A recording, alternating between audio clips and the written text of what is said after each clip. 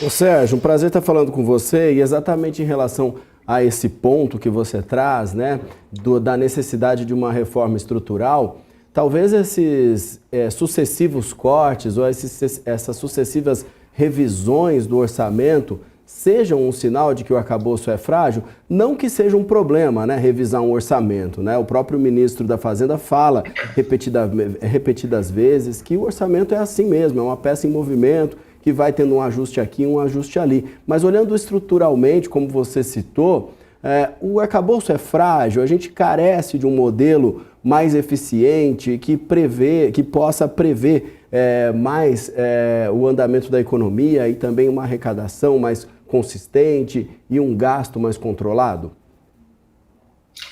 Bom dia, prazer falar com você também. Olha, concordo totalmente, o arcabouço é frágil de partida. Na verdade, a estrutura fiscal do governo começou frágil quando ele lançou a PEC da transição lá atrás, em dezembro de 22. Quer dizer, um governo que tinha, olhando para frente, uma estrutura fiscal muito complicada, lançar de partida um aumento de quase 2 pontos percentuais de gastos programados para os 2 anos seguintes, especialmente para o ano seguinte, que foi de 23,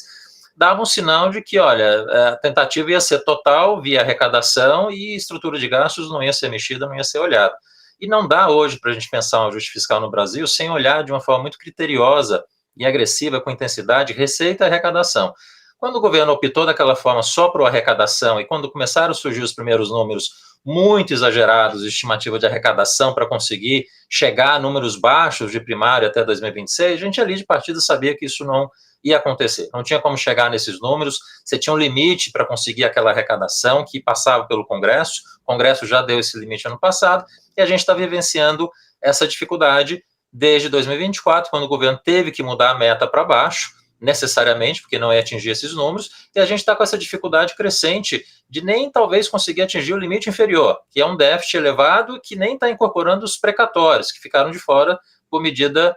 do judiciário. Então, quando a gente junta todo o cenário fiscal que a gente tem hoje, ele está muito longe de ser bom. E foi construído também pelo próprio governo. A gente não pode esquecer que, obviamente, a base inicial desse cenário mais complicado que a gente está agora foi construída nos últimos anos, mas também no final do governo Bolsonaro a gente já começou a ver medidas que começaram a desconfigurar as regras fiscais que existiam até ali. Então a gente está falando aí talvez de 3 anos, 3 anos e meio, que o fiscal está sendo a cada ano, a cada momento desconfigurado.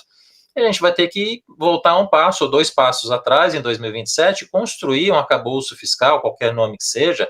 efetivo, que olhe uma regra de construção de crescimento de gastos que seja mais sustentável, talvez vai ter que ser mais baixo do que a gente tem agora, não vai dar para ser esses números que o governo coloca de 2,5%, vai ter que ser um número bem mais baixo do que isso, e olhar as possibilidades que você tem de aumento de arrecadação, e passa por carga tributária via gasto tributário, né? Você diminuir o gasto tributário no Brasil nos próximos anos, e você mexer naquilo que a gente tem falado aí pelo menos 2 anos, né? Rever os mínimos constitucionais de educação e saúde e discutir a questão do salário mínimo na Previdência, né? Desvincular o crescimento do salário mínimo do que é pago na Previdência. Se a gente for por esse lado em 27, começar a estruturar alguma coisa nesse sentido, você consegue dar um horizonte para o fiscal, né? Mas isso hoje a gente não tem, certamente.